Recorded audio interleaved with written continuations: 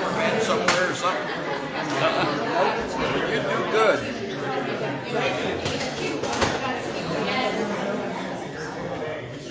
Because I've sat around watching meetings, and you do good. Thank you. It's merely just watching YouTube and learning how to do it.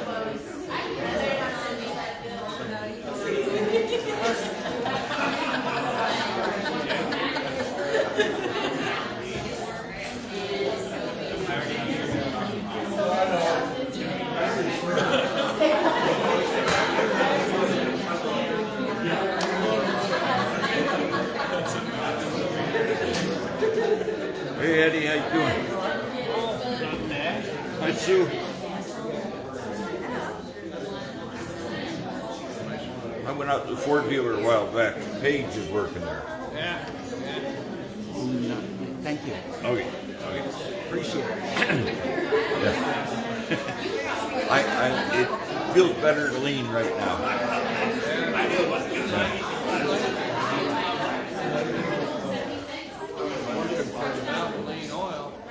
What's that? I'm working for Valvoline Oil. They kept adding their hours.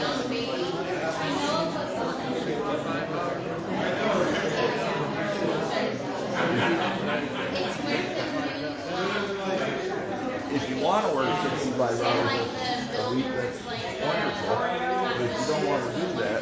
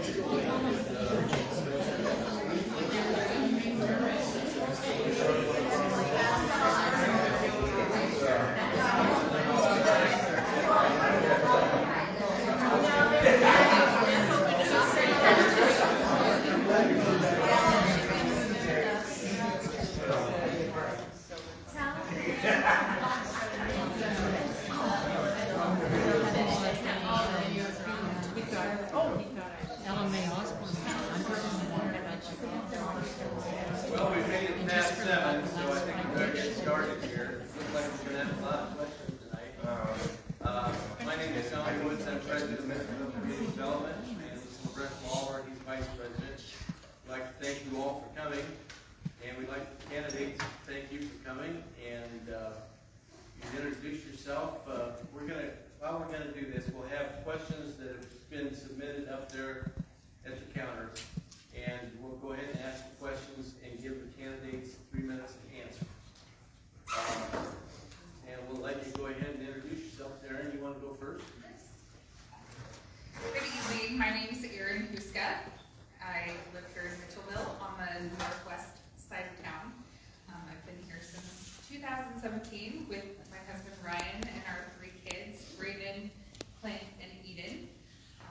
I enjoy being a part of the community and look forward to serving you all, either through the city council, and I've also recently been added to the Chamber of Commerce that we are starting up here again in town, and I'm the president of that, and looking forward to working with persons with businesses here in town and helping our community grow.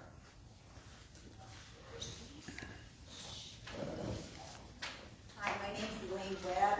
I'm 59 years old. I grew up in this town. I believe in this town. My grandparents, my parents, my great-grandparents live here in town. Our town's a very unique town. I've watched this town grow, and we have a lot of good points.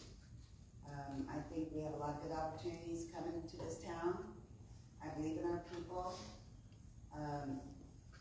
I've got 2 kids, or I have 1 child now, and I have a grandson, and my parents live in town, my uncle lives in town. You can reach me by phone, text, email, knock on my door if you ever have any questions, you can come in and talk to me. So, I guess I've been around for a long time, and I came back this time, because I believe in it, so that's it. Hi, my name is Will Womack. I've lived here for almost 16 years in Mitchellville. My wife and I have a small family here. She is actually a paramedic at the fire department. She's also the director of Discovery Park Preschool, and she recently just started being a substitute teacher for Southeast Polk. My kids, Kaylee, she's 11, Jackson, who's 8, and Emmett, who's 4. He's pretty well known in this town already. You guys might remember me from the last candidates. I was running for mayor at the time. You might guess I didn't win the mayor's seat, but I think I came pretty close. And I want to thank everybody that came out for supporting me. Hopefully continue to support me. As I was sworn in to the council, I'm currently serving on the city council. I'm hoping that I can still make a difference on the council and do the job that you guys need to get done. Before that, I was on the Parks and Rec board. I served there to help, bring fun events to this town and do things to help this community come together. And let's see, sorry. That's all right. I just wanted to say one more thing. As a family guy, I want to make sure that being on the council, I can help represent people that are also have families, and we can continue doing fun events in town and making this town grow in a way that'll benefit kind of everybody, but also kind of do things that will give this town a unique flavor. So thank you.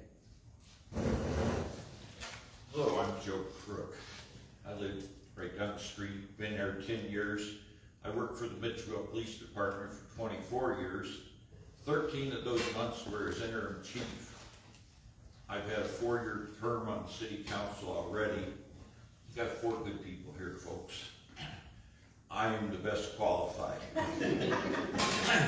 I worked for the state of Iowa, the city of Mitchellville, the city of Des Moines, 5th Judicial District in Polk County. I have 40 years of government experience. And my 4 years on the city council taught me a lot. It took me the first year to learn to shut my mouth and not be loud and argue. And I've been through the class already when I was on the city council. We got a big housing project going in, gigantic, 200 houses, I believe. We've got an industrial complex going in, starting sometime in August potentially. And I have the knowledge from my 4 years to help get this stuff started and to help keep it in line. I've already talked with the Parks Board about we need some sort of playground where these new houses are going. I'm big on grants. I worked in the 5th Judicial District and I helped write a grant and I helped facilitate that grant all the way through. I've written a letter to U.S. Representative Sidney Axney talking about grants already. And with the water projects we have going on, we need help with grants. The city of Mitchellville cannot afford to do everything it needs to do without these federal grants. And there's billions of dollars out there right now. I hope I get your vote, but like I said, we've got 4 good people here. Thank you. All right, we've got quite a few questions here. Some of them are close to the same, and I'll try to paraphrase a little bit so that we can ask everybody and they'll kind of get the idea of what we want and we can let it go. This will be for everyone. What is Mitchellville's biggest issue in the next few years? What are some of your goals for the next 2 years? Excluding the water issue, what are the top 2 changes you would advocate in your first year, and what steps would you take through the process? So everybody wants to know what you want to do. One of my goals with our new housing development coming in is making sure that we have the proper infrastructure in place. I know water is one of the things that's always been a hot topic, but do we also have the resources to maintain the sewer that we have? Do we, in our wastewater treatment plant, is it going to be able to serve this new area that we're looking at adding? Also with the industrial side of town, are we able to serve that with the infrastructure that we currently have?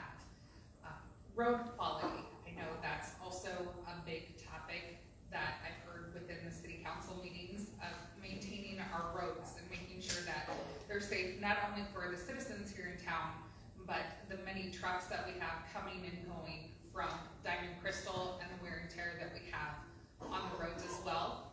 And making sure that, you know, if they need patching, that we're doing the patching. If they need replacement of blacktop, that we're seeing that project through.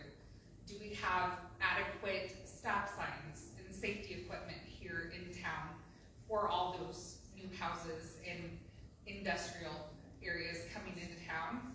That we're maintaining that safety for the persons of our town and anyone that's coming here to visit as well, as I feel that's important.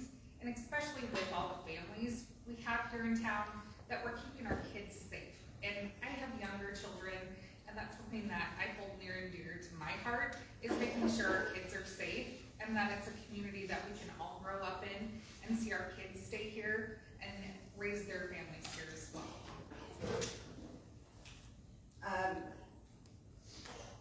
My number one, I have a couple good goals I'd like to do. Number one is everyone knows we're going to get the new section over here, the new residential section on the north side of town.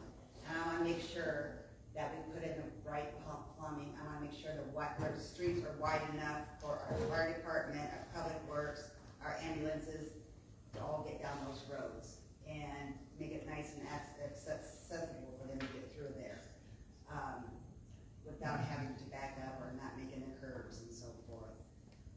We need to improve our streets. I'd like to see the city Main Street, instead of having all apartments up there. They're not all apartments, but we have a lot of apartments up there.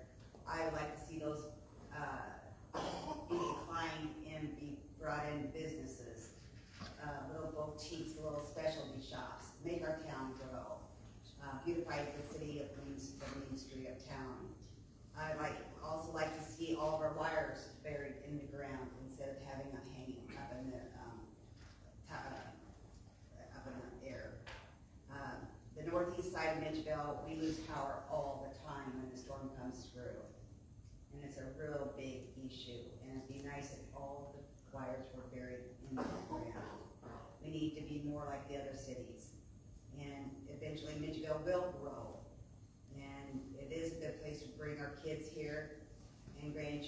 here, and hopefully they'll come here, and the inevitable, we will grow. Durant will come closer to us, Altoona will come closer to us, but we can grow out that way too. And I know a lot of people want to keep Mitchellville small, and we can do that. Let's just get our Main Street, that's like number 2 with me, the Main Street, bring in small businesses again. Because it was nice up there at one time, and we can have it again. I want us all to get along, work well together. I'm glad that Chamber of Commerce is coming back to town. That's a big deal. So I guess that's what I would like to see done. I like us to have our city budget, really look at our city budget. We need to cut back on our spending. I think we're spending way too much money. We need to cut back. Some things can wait. I don't know how far we're in debt. We need to work on that debt ratio, get it down. That's another big goal of mine, is the financial. So I don't want to go bankrupt. I hope we don't go bankrupt, but we need to watch our money too. So that's probably the third thing I want to work with. So that is, well. I would like to see Mitchellville grow. Right, though. I don't want to see Mitchellville grow with Walmarts and Starbucks and Targets. Mitchellville has a very unique atmosphere and a very good opportunity to grow and help small businesses in this town. So I'd like to help that if I could. The other thing I'd like to really help is make sure, as our town is growing, that we have the resources for our fire department, for our police department, for public works, so that way they can handle any issues that come up. We don't need to rely so much on Altoona or other towns that we normally do.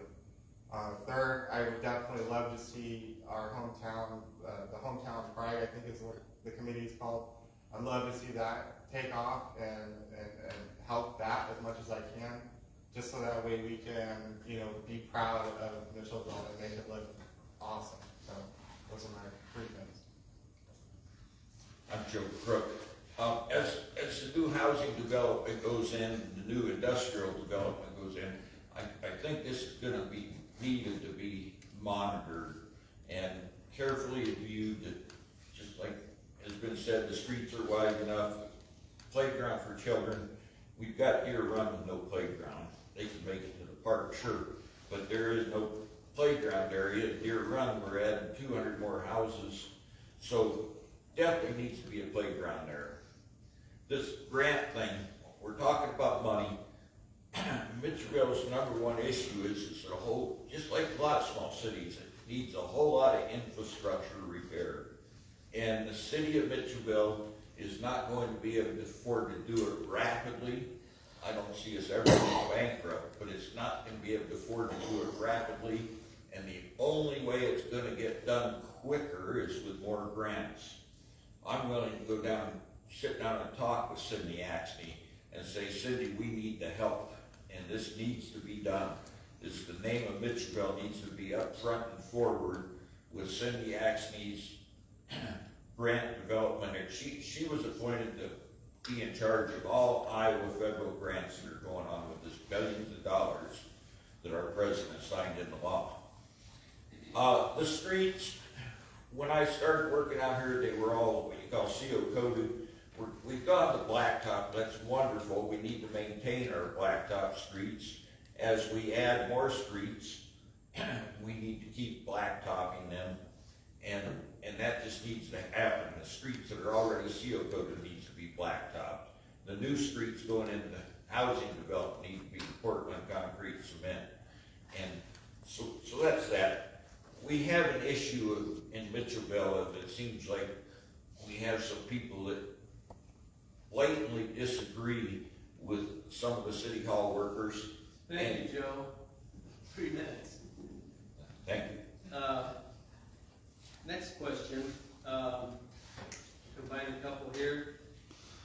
How much time do you have available to invest in council work outside of council, out of regular meetings? Do you plan on being available outside of city hall hours for questions and concerns? Yes, I would most definitely be available outside of City Hall and my duties within City Hall at any time. I'm always available through Facebook Messenger. My phone is always on. If I'm not at home, I'm usually available either up at Casey's where I can take a few minutes when I'm working on the weekends and speak with you, or get your number and be able to address your concerns as well. Email's great as well. I'm very flexible and willing to take whatever it needs to get the job done and be able to serve our citizens of this town. I'm also, with being the president of our Chamber of Commerce, that also takes a lot of time too, and I'm more than ready and more than willing to be able to dedicate my time to serving you as the citizens of our town. I think we're all going to answer that question basically the same. So, email, text, messenger, phone, in person, you can come knock on my door. I will do the research before the board, before the council meeting. I will look up the codes, what our codes are in Mitchellville, make sure we are going by the codes in Mitchellville. All codes should be for all the people of Mitchellville. And I will listen to you. You know, we have an issue going on right now, and I'm sort of torn, what, you know, I really want this, but this is the code, you know, so it's 50-50, and it's really hard because you really want that person to have it, but that's not the code, and if we could work something out, that would be great, but I do understand, it's just a hard situation, and being on city council is not easy. You take a lot of slack, and you take a lot of slack from people out in the audience, and it's not an easy job. And I do appreciate the people that are up there. I do appreciate Brad coming on board and doing the research and so forth. So, thank you for taking the picture and showing us how hard he's working. So I plan to dedicate, you know, I can dedicate time every single night for this job. So I want to be available for our people. And if you ever need help with anything, I'm there to help people. So, we'll move on. Yeah, to answer the question, I'm available all the time. I work from home right now. I've been working at home before COVID happened, so I'm pretty much there. I have kids, I'm always with the kids, so we're always at the park, or we're always doing events like trivia night. We're going to be doing baseball soon. We've got softball coming up, so if you guys see me out there and you guys want to talk about something, just come up and ask. So I do a lot of research at night after my job. When the kids are usually in bed, I'll usually go up and fire up the iPad and check out the codes and look and see what I can do.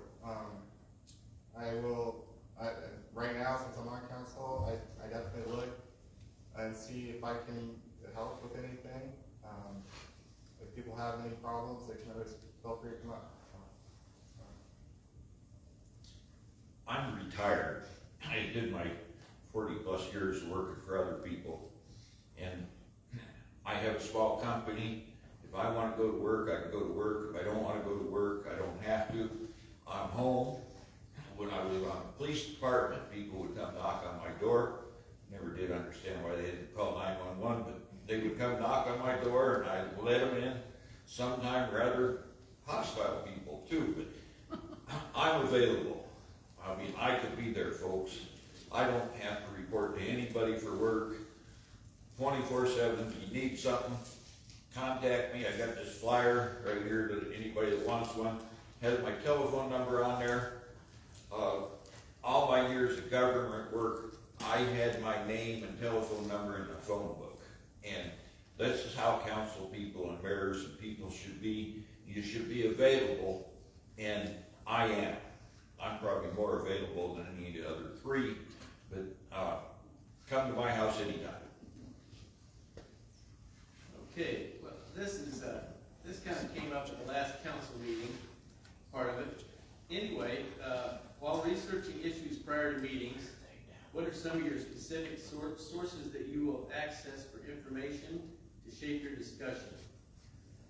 If you need an example, consider the topic of allowing chickens in the city limits. The other one is livestock in the city or no livestock. I think with livestock, it's one of those things that should be examined on a case-by-case basis.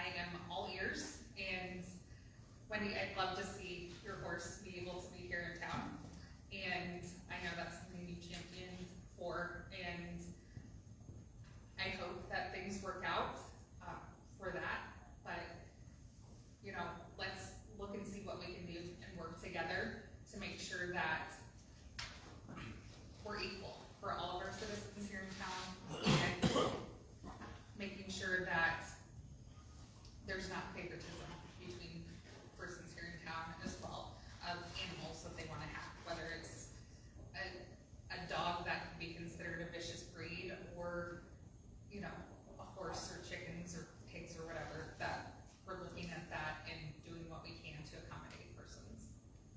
Just for the record, that wasn't my question. You're just on our mind. I was like, look at me as he's reading the question, I'm like, what is he? My dad is George Redmond, and we do have a feedlot here in Mitchellville, on the northeast side of Mitchellville. And so his feedlot is grandfathered in. They've been here for a long time. And that's his livelihood. That's how he makes his money, is by buying and selling cattle. And he has land across the street where he takes his manure and spreads it. He does keep it clean. I do chores now. I go up there and water every morning and at night. I feed the cats. I do think it's okay for the residents of Mitchellville to have hens, laying hens that have eggs. That's a means of food for the families. I think that's okay. Roosters, I don't believe it's necessary in town or in the city limits. And if they have roosters, they need to go, because that's one rule, that no roosters. And we went through that yesterday at the city council meeting, that we can have poultry, but no roosters. So laying hens are fine, because that's having food on our table for our family, so that's fine. Wendy, I want you to have your horse, I really do. I just wish we could make an amendment to the code and, you know, say okay, because like Aaron says, we have some vicious dogs in town, and that pony is not vicious, and you're going to see it. But I do understand the code, and we've got to be fair to everybody, and that's the way it is. We've got to be fair. You know, we make one exception, then we got to make another exception. So I do believe that we've got to make it fair for all the residents of Mitchellville. And I'll leave it at that. As far as chickens go, I think it's a great a resource for. I know there's a lot of kids that do 4-H in town. It teaches them a lot about responsibility. They're into it, and I think it's so far has been a really good thing for this town. I haven't seen chickens. I mean, I think in all my years living here, I've had one chicken run across my yard, which we actually ended up getting chickens. So, but anyway, so I think with the chickens, it teaches the kids responsibility. It is a source of food for some people. I enjoy fresh eggs. I think it's not a bad thing. It's proven to be okay. Now, we've had people, I think, in the past where they weren't responsible, and if I remember right, there was one family that did end up losing their chickens. But as far as the livestock goes, in making my decision, at least on Castle, it was kind of like, we have to be fair to everybody. We just can't favor one person. If one person wants a horse, well, the next day somebody might want an exemption for goats, you know, or a smaller, different type of animal. And we've made this idea with livestock that says if you have to have one, you have to have it outside of city limits. And I think that's worked for us so far. I remember driving to work one morning when there used to be horses off of 6th, and one of them gotten out and it jumped in front of my car, and it was pitch black out and the horse was black, and I almost hit a horse. It's not that they weren't being responsible, these animals get out, you know? And I couldn't really believe that a horse jumped in front of my car, because that was kind of weird, but it happened. So I think for right now, the livestock, the ordinance for that is working, and it's going to continue to work in the future. There's 2 places in town that have cattle. They were there long before the zoning ordinance in Mitchellville was brought into code. So they are legally entitled to it. The place on 6th Street was a nuisance to me personally. I retrieved a goat that was smelly at least 15 times. And I'm glad that place is no longer in existence. If the two places become vacant of animals for 6 months, they can never have animals again.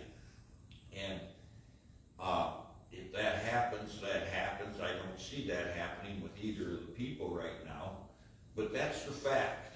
So as far as the term livestock goes for horses, cows, pigs, etc., it's fine. Chickens, I dealt as a police officer with the chickens in town that would crow. I was on the council when this happened, and one morning somebody's chicken was crowing when I got a call at 5 o'clock in the morning saying, listen to this. And the next council meeting I said the chickens had to go, at least the roosters. I'm fine with laying hens. As far as the miniature horse goes, the council made an exception for goats years ago. I've seen pictures of the miniature horse. I've seen the house that wants to have the miniature horse. Talked with the neighbors. I know all of them. And I'm personally one of these guys to say, okay, this law is black and white. We can find some gray. Let's get the gray MK. Let's let the miniature horse come in like we did the miniature goat. I wasn't on the council then, but the miniature goat, my neighbor is not too far away, and I didn't even know they had a goat there. So we need an ordinance. We need to be able to say, okay, this is an unusual case and it's okay. I firmly believe that in this particular case. If they said they wanted to have a full-size horse and a cow, I would say absolutely not. And last but not least, Elaine's father could say he would like to have a miniature horse in his lot, and a miniature horse could be over there, and it'd be fine, but that doesn't appear to be an option right now. Okay, thank you. As a council person, you are one of 5 people for the betterment of the city. Can you give us an example of a time you have worked on a team, and when you disagreed on a subject, how did you and your team resolve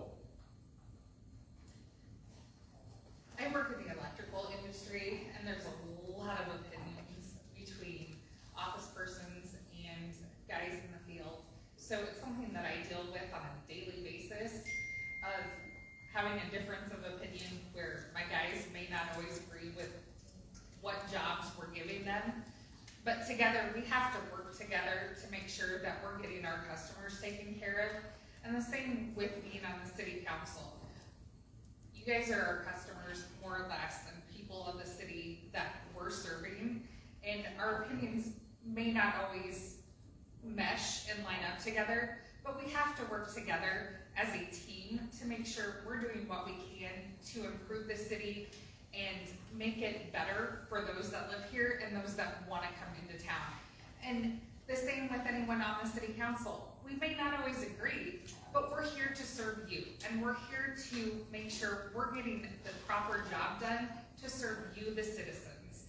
And that's what I have in mind of being a team member and making sure that we're getting to those goals, whether or not we agree or disagree, and serving you. I worked for a financial institution for 16 years. I dealt with fraud, forgery, collections. I was a collection officer. I know how to work with people, how to get them to pay, how to be nice to them and treat them with respect, and work with them because something might happen in their family where they don't have all the money to make the payment. So we make payment arrangements to help them to get through the hard times. And there's always room to give.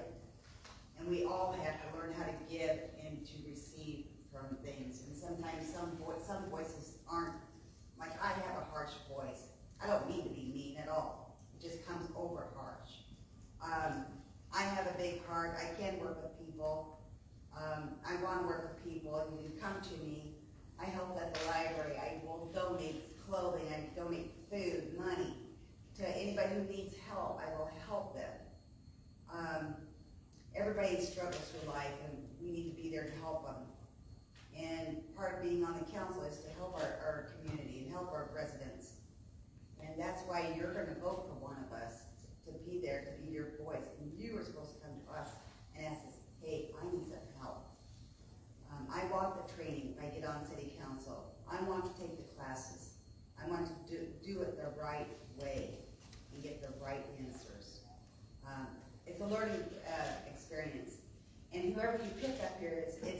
not gonna be able to change overnight. It's not gonna happen like that. But it's gonna take time. But we can start somewhere, start cutting back and working well together and unifying our town. Because we are a unique town and I want to be unique, I do want to grow. But keep our little town little, but grow outside of that. So that's. I work in IT for almost 20 years now. It's nothing but problems. I've learned to compromise and work with my teammates. I'm pretty much a team lead right now on my team of 5. We deal constantly with other teams and their changes, and so I'm really comfortable learning how to deal with conflict and compromise and kind of reading people and feeling them out, making sure that the end result is what is going to make everybody happy. I try and do that with council. I just want to make sure that as you guys have a voice. I'm here to listen to you guys. If you guys ever need anything, make sure you guys come to the council meetings. Get in contact with us. Like Elaine said, we're here to serve you guys. So I want to make sure that you guys know that. I'm the past president of Ashby State Local 3289, and this was one of 2 statewide locals. I had 165 members, which large majority were probation parole officers. I went to the negotiating committee with the state of Iowa. I represented these people from management when there was problems. These people could have a whole lot of different opinions and a whole lot of different ways, and statewide they elected me, and I served them well, and they were really happy with me generally. And so when I became the interim chief of police, there were some issues going on in town, and I worked on resolving those. It took me all of 13 months to get one of them resolved, and I did. But a lot of good things happened at that point in time, and then the next chief came along and it got better, and the next chief came along and it's even better now. So I can work with people, I can get along. We need to work with the city council. We don't need people checking on them, seeing what time of day they're coming and going. We need people to work with the city council and get along. Okay, this is a two-parter. What is your definition of leadership, and what would be your favorite part of being on city council, and what would be your least favorite part? Leadership to me is being able to be a servant to those around you, and also being able to lead by example. One of the biggest things that I find being a parent is you have to lead by example and show your children, what the good is, and sometimes what the bad is, and being a good example to them of how to be a good steward, how to be a good citizen, and making sure that they're understanding. And also not afraid to take charge. That's one of the things that I'm doing right now with our Chamber of Commerce, is being able to take charge. I've never done it before, and it's something completely new to me and a completely different challenge. But I'm willing to take on that challenge and be able to serve my community in a completely different aspect and step out of my comfort zone. And to me, that's being a leader and being able to champion that change. Leadership to me is a person who, I'll just use this as an example, as a fire chief. His men underneath him are going to listen to him on what to do about going into a fire. They're looking for his lead. Do I go in, or what do I do? They take the lead from him, and he's got to have all the knowledge to tell them what to do to save their lives as well as save the people that are in a fire. It takes a strong person to be a leader, and you have to work very hard to have leadership in you. Some people come natural by it. Some people have to work very hard at it, and you have to earn respect of the community, and you have to give respect you've gotta be there for them too, and understand what they need, and listen to what they need. So it's a compromise, you have to compromise with the community, what they want from you too. So I guess you've gotta be a leader, be a strong person to tell those people, okay, go in there and get those people, get them out of the fire. But I guess that's my point of leadership. Elaine, the second part of that was, what would be your favorite part of being on the council, and what would be your least favorite part? Oh, what would be my favorite? To see this, see the city, Main Street, bring back little businesses. I would like to help see that come back to our town. Have little shops come back. I'd like to see that come. The least favorite part of it would be to argue among the council. Thank you. Leadership to me is somebody who is responsible. When they make mistakes, they can own up to it and show how to fix it and get everything set back on track. Leadership also is, you're put into a position that other people are going to have to trust you and follow you. And those are aspects that I think are important for any type of role that a leader is in. For my favorite part about being on council is probably listening to everybody come into council and talk. I like the communication aspect of it the most, the collaboration and seeing everybody's different points of view. The least favorite, it is kind of around after dinner. But my least favorite, there really hasn't been anything that is really negative to me. I do wish people, when they would address the council, be a little bit more respectful, and just, I know there's a lot of opinionated people that are very passionate, and I definitely think that's a great aspect. But we're here to serve you guys too, and we're not against you at all. And sometimes our choices don't always align, but if we can figure out a way to communicate better and get along and make Mitchellville great, that's one of the best parts about this town is our community, and we all come together. So, Leadership is leading by example. Show a good example. I was involved in every Habitat for Humanity project in town. A lot of my duties were just to find the people that were eligible. And as the chief of police, I led the guys' example. I set some rules that had not been in existence in a long time. I drove the old car and let them drive the new car because I wanted them to have the new equipment. In the city of Mitchellville, I've tried. A lot of improvements have been made. When I was on the council, and we started a lot of projects that have been completed or are ongoing presently.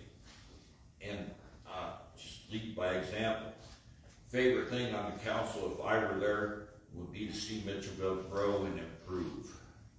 And the most disliked thing, folks, some of you might not believe this, but I don't really like to argue. I can argue with the best of them, but it's torture to me. If you want to get me down, just start arguing with me, and you'll get me down. If elected, what 3 things would you implement to put our city on a firmer financial ground? Fiscal responsibility is something that I think is a big thing that we need to look at. How can we be more fiscally responsible? Are we looking at different ideas for bids that we may have going on for projects here in the city? Are we getting the most of what we have as far as resources that are available to us? Like Joe said, looking at different grants that may be available to help improve some of our financial situations that we have here in town, as opposed to maybe taking out a loan or gaining more taxes through either our water bills or raising property taxes here in town to help make those improvements. Grants and state funding are a great resource to look at for capital improvements and different things that can happen, and make sure we're having those checks and balances in place for the different groups and departments we have here in town as well, and all working together if we have questions to make sure that we're answering those questions fair and responsibly and taking everything into consideration as well. Number one with me is our financial statement. We really need to look on how we're spending our money and how much we're spending on like chemicals. Do we really need this? Do we really need that? That's very important. I think we've got to stick to our budget, stay within our budget, not trying to find money from somewhere else to say, okay, I'm going to give you $5,000, $10,000. I know in someone's budget they wanted a $15,000 truck. They got a truck, but ended up I think they're going to get a $35,000 truck instead. Well, he only wanted $15,000. But I was remembering at the Iowa State Fair that they have this old beater truck you can see every year driving around, and that's a work truck. And what an honor to drive that beat up truck, because that truck represents history. But we've got to stay within our budget, stay within our needs. Sometimes I wonder, do we need all these people? Can we use part-time help? You know, maybe a person and a half or part-time instead of having 3 people at town. Our town hasn't grown that much where we need 3 girls in the office. I know you guys don't want to hear it, but that's just the way I feel. We've got to cut back. So I think we really need to work with that, and we do. I know our water rates will raise again. Okay, they're going to raise again. That doesn't mean we go out and spend that money. You know, let's start saving it. We've got to save it for a rainy day. You know, we've got to have some money set back for us because something's going to happen and we're going to need that float. So, and you know, like Joe said, let's get those grants. Cindy Axon, she gave money for a bridge, but we needed water. Our water line's done. I don't agree with that. So, we've got to use our money in the right way. I hope that answers the question. I would like to see Mitchellville grow. I would like to see us kind of do events. Let's do things that we can do to generate revenue instead of just spending money. Let's do investing. Like, for example, the stage that Matt wants to build down at the park. You guys might look at that as, you know, a wasted expense. We don't need a stage. But a stage can help bring in bands. It can bring events into this town. You can sell, you know, banners for ad space and things like that. So even though it might seem like a lot at once, we're going to get money eventually coming in. It's going to pay for itself, and it's going to provide opportunities for, you know, maybe the Mitchellville Elementary School can go do band practice down there. That'd be kind of cool. But let's do things that not only, or let's do things that help us generate revenue in this town, and that's what I would like to see more of. I'd like to see more businesses come in, the small businesses that are unique only to Mitchellville. I don't want to see those Walmarts and Targets and Starbucks. Things like that, where I think, you know, if we, like for example, Thomas Mitchell Days. That was the biggest Thomas Mitchell Days they've had in quite a while, and it was at the park. And people were super excited. There was a lot of vendors out there. I mean, that's a good chance for us to, you know, go around and maybe do some fundraising. You know, we had the Bricks project going on that Matt's doing at the park. I mean, I was passing flyers out there to people, and there were people all over from different parts of Des Moines coming to Mitchellville. So we should take advantage of those opportunities, not just look at grants, but look at ways that our town can grow and generate revenue and bring it back to us. Got a couple things. First off, overall, I'm thrilled with the way the city employees in Mitchellville are doing things right now. I'm not going to say I haven't had disagreements with them, but overall, we've got more going on, especially with what Matt has done down at the park and the things he's personally helped come into Mitchellville. We aren't going to go bankrupt. That's not going to happen. There's so much money that has to be maintained by law. The auditors come in every year. They check on things. City of Mitchellville is not going to go bankrupt. We have a lot of infrastructure needs. We have a lot of new houses coming in. We have new industrial coming in starting in August. Industrial pays more property taxes than if you have a $100,000 business and $100,000 house, the business pays more property taxes in on the $100,000 than the residential house pays. This industrial complex that is gonna come is gonna pay more money in taxes. Folks are gonna be able to afford eventually a new fire station. It's gonna happen. Is it gonna happen this year? No. But when you get 200 more houses paying into the property taxes, and you get commercial businesses paying into the property taxes, that's more money. And that can help pay for our infrastructure needs and get us going, especially the water where it's supposed to be going. And so Mitchellville's future looks wonderful. It looks great. And it's gonna get better. And the finances, I was on the council, I see how the money's spent. I'm not gonna say I didn't have disagreements with some of it, but overall, I think it does pretty darn good. We don't need a whole lot of negativism from the council in Mitchellville right now. We need positive. Okay, on that note, what is a decision that the council has made in the last year that you disagree with, and what reasoning would you have used in the discussion? One thing that I disagree with is the campers not being allowed in the right of way.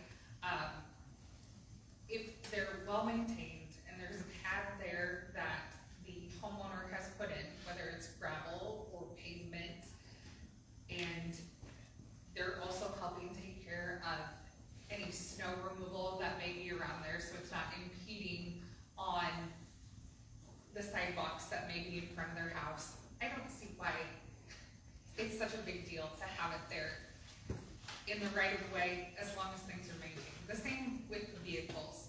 If they're well maintained, they have their tags, and they're moving every couple of days, I don't see where it's that big of a deal, as long as we keep up on things, and if they need a special permit or something like that to have a camper there or a vehicle, that we have something in place for those residents to be able to have those things on their properties.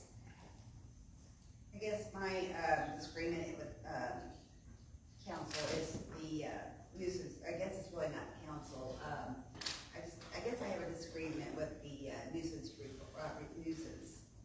that citizens has to fill it out, and I think as taxpayers we should have the city of Mitchellville Public Works or city administration, city clerk go out there. They go out and measure our trees to see if they're high enough or if they need to be cut. I think it's up to our city workers to say, okay, their leaves are 20 feet tall, they need to be cut. Or that car's been sitting there for 3 years, that needs to be moved. That's a nuisance. We want nice looking neighborhoods. We've got south of town here that has garbage being blown into the farmer's crop or field over there, Evercreek's south of here. I asked for a fence to be put up. Nothing's been followed through with that. I filled out nuisance report, and nothing's been done about it, so that's upsetting to me. 2 years I filled out nuisance reports for my neighborhood. Nothing's been done about it, so that's very upsetting to me because it doesn't look nice, and we are in this town. Let's not let our town go down the hill, so I guess that's my major complaint there. And I know the water, with COVID, that, I know we are trying to work on the water, and I feel really bad that we didn't get the grant for it. You know, I went to a bridge, and that's very upsetting to me, because we need our fresh water. We need our water lines fixed. Everyone's replacing their appliances here and there, even in the new homes, they're replacing their appliances and stuff, and that shouldn't be. So I guess that's it. My only problem that I recently had was I was one of those people that had a huge water bill for no apparent reason. Mine I think was pretty high, a lot higher than my normal rate. And when I was told basically if you have a leak, that was my you have to go get it fixed.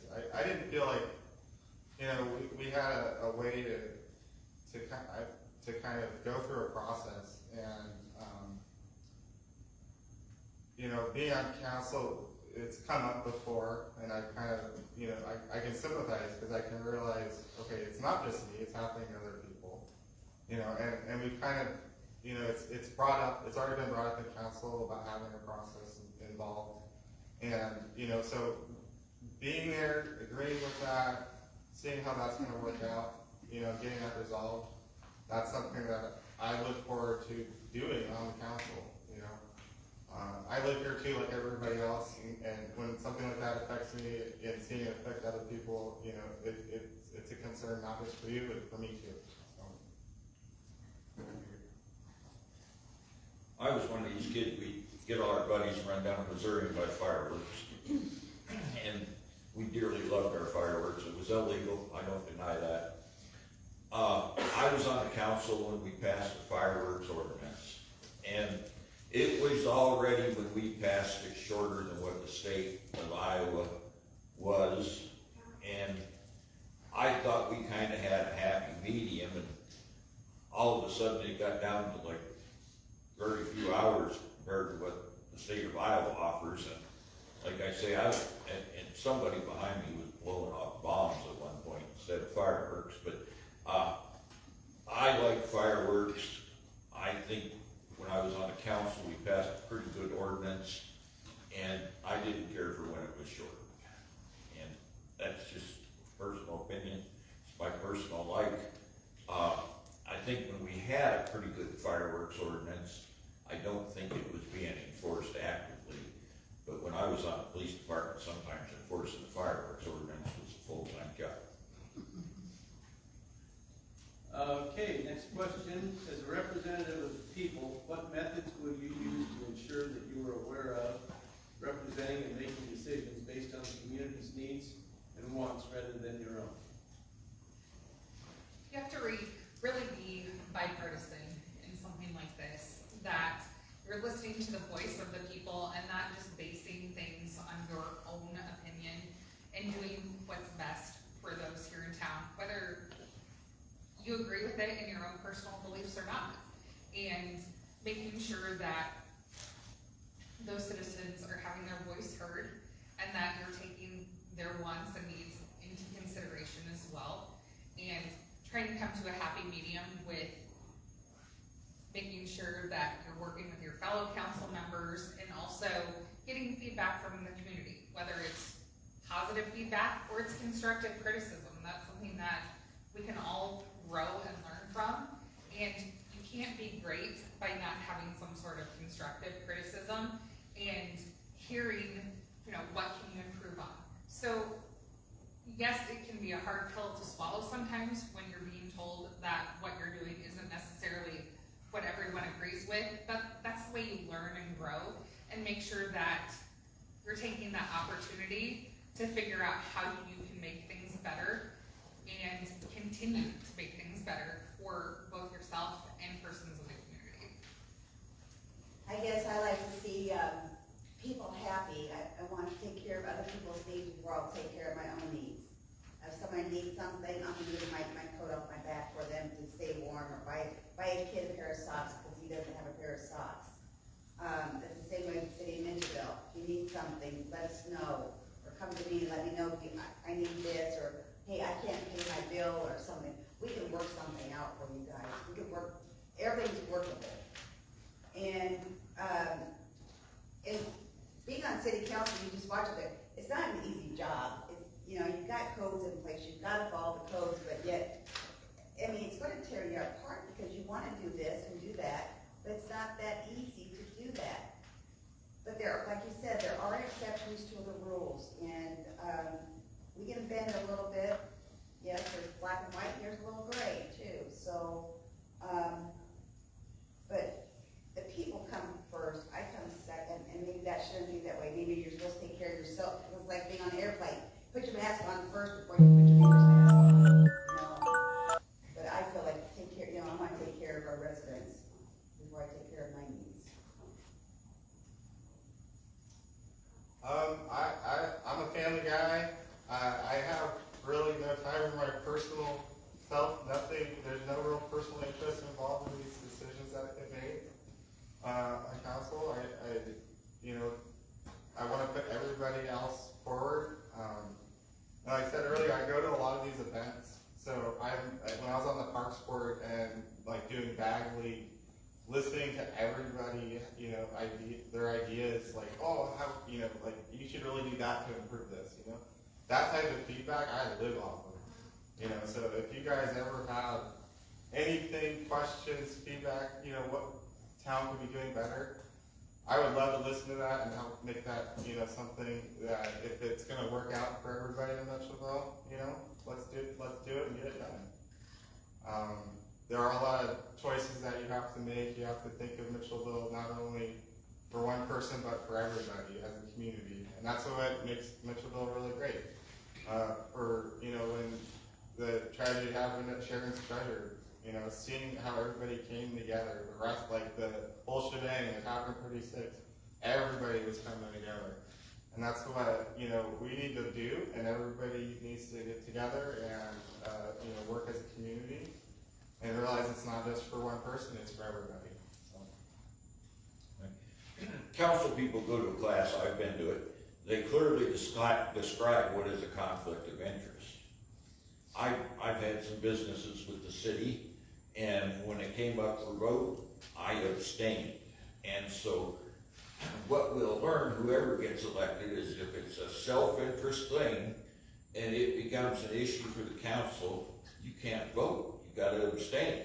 And that's pretty easy to do. You just, if you see your name written on something and it has to do with the council, your father's name, your uncle's name, your aunt's name, or a close friend's name, you have to abstain. You can't vote on something that directly affects you. And so that's one thing right there. You know, I think it's like a lot of things, you gotta listen to the people. I came to almost every water meeting and I listened to all the water people complaints, and there were a lot of valid complaints. And so if you're on the council, you need to listen to everybody, and you need to find out what's going to work, and then you need to vote that way. And so that's how it's got to be. Some of this self-interest stuff is legal, and some of it is, gee, I really shouldn't be voting on this because it directly affects me. Yeah, I got a softball here for you. If the city received a grant for $1 million to use for anything, what would you spend it on? First and foremost, I'd like to see it go towards our infrastructure, especially water. I know that water is talked about a lot, but if we have this new housing development and industrial park going in, we've got to have clean water and be able to provide that to persons coming in and be able to attract them. And with water quality as it has been, that's something that is going to take away from being able to attract persons into town. Also, with making sure that, you know, we're able to help build our infrastructure, making sure we have those safety things in line as well. Mine is to pay down our debt, put some money in reserve, save it for a rainy day. I would spend it on infrastructure. We need to make sure that our water projects get done. We got issues with our tornado siren. You know, those are things that I think we should be, as a small town, if we had $1 million, we could be fixing real quick. Our roads, things like that. If we had another $1 million, we'd probably reinvest in some other opportunities that this town could really benefit from. Yeah, that's what I would probably do. Folks, if we get $1 million, it needs to be spent on water. We had successfully managed to get on the 6 o'clock news most of the way across the country. This brought the reputation of Mitchellville's water is horrible. We need to fix that problem. If we fix that problem, you would be surprised how much more good would come to Mitchellville. $1 million, if I could spend it, it'd be right on the water. Okay, these are individual questions. We'll do Aaron first. You did not run before, why now?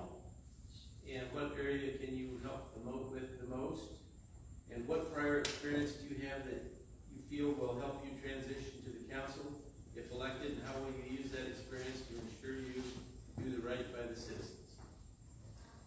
I chose to run because I believe in this town. My husband ran in the fall, and though he may not have won, it was a good learning experience for us as a family, and to see how we can help improve this city as a whole, and listen to your guys' voices. That's one of my biggest things, listening to your guys' voices and seeing how I can contribute to making the city great, and improving on that greatness. I don't have a whole lot of experience with being on a council, I'll be honest with you. And I believe in my leadership that I've had at previous jobs and working my way up from cashier to a manager.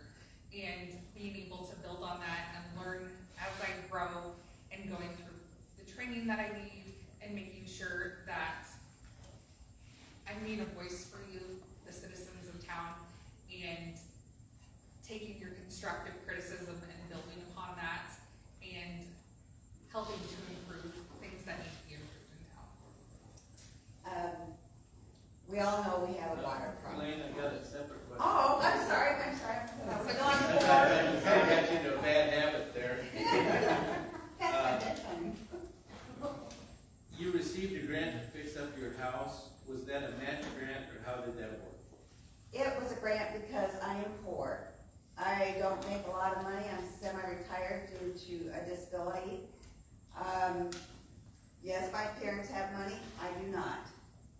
And I know where this question is coming from because I had some work done on my house because I cannot afford to get it fixed. And part of what they were fixing, they didn't do it properly, and so how they had it, I wish the council people would came out and looked at it, and they would see like it wasn't a cosmetic thing that they were doing. It was to stop the snow from coming in onto my deck. And it still comes in and still icy, so I'll probably fall again. I've got screws and bolts and brackets in my back. And that's one reason my neighbor down the street told me, hey, you can apply for a grant. If you don't make this much money, you can apply for a grant. I said, wow, I didn't know about it. So my neighbor told me about it, and I was approved for it. Anybody who makes less than, I think, $50,000 can apply for this grant through Mitchellville. But it's coming from what is it, LaBrette, what's the name of it? Simmering Corey. Simmering Corey. There you go. But the part they took down, I wish you guys would have came and looked at it. I mean, it was terrible. They had it built out in there, so the snow would come in, the leaves could have came in and built a great big mess, and I wouldn't have been able to get in there and clean it out. It was just a wasted space. So they took that out, but I stayed within that budget of what they had set for me. Yes, they put a new roof on and shingles on for me. They put a cover over my back. I mean, if anybody wants to come see it, you're welcome to come see it. Anybody can apply for this loan. So, but I pay my property taxes too. So does that answer the question, John? Yes, I think you did. Okay. Thank you. Uh-huh. Will, running for mayor first and then getting placed on council, where do you think you will have the best influence, impact, or change in your city? Sorry, can you repeat the last part? I didn't get to hear it. Where do you think you will have the best influence, impact, or change during this term? The most influence I'd probably say is being somebody who's going to listen to you guys. I'm always at these events. I want to help make sure that our fire department, our police department, our public works guys, our city administrators, clerks, everybody who's working for our city is taken care of. They have what they need, so that way they can get their jobs done and make sure that they can, have those resources to do what they need to do. For like our parks department, making sure that they can do their fun events and bring this community together. So that's really what I want to do and focus on. I want to focus on also what we can do to generate revenue in this town from these events. And I think having a good relationship with the Parks Department, having been on that board before, and knowing all those people on there, I can help influence and help drive some and generate some more revenue for this town. Joe, you didn't run last time for council. Why are you running this time? A 2-year seat is perfect for me. And I will tell you why. I debated on a 4-year seat real aggressively. And I said, I plan to travel in about 2.5, 3 years more. I already travel some. And so when the 2-year seat came open, I said I could make 98% of all the meetings with no problems. And I can be around town when I want to be around town. For this 2 years, I can do it. When I start traveling, I'm going to maintain my house here, but I have family in Florida. I plan on being there in the winter. I have a son in Colorado right now. I plan on being there. So the 2-year term I can fulfill very well. I was not ready to commit to doing a 4-year term, and I didn't get on the ballot. Okay, I've got a couple of questions here about the leash law and people who park in the alley. Now, the council doesn't have anything to do with that. They write the ordinances, and whoever wrote these might want to check with the police chief after this meeting. He's right back there. I might be leaving. We have coffee and lemonade and a lot of desserts from the funeral of Ella Mae Osborne. She was 102 years old and her funeral was today. And she was real active in the community. Her husband was active with the Legion. She was active with the community center and senior meals, and she was just a busy woman right up to the end. And so I just want to acknowledge that this food came from her. I'd like to thank you all for coming tonight, and appreciate it. Let's see you at the election next week.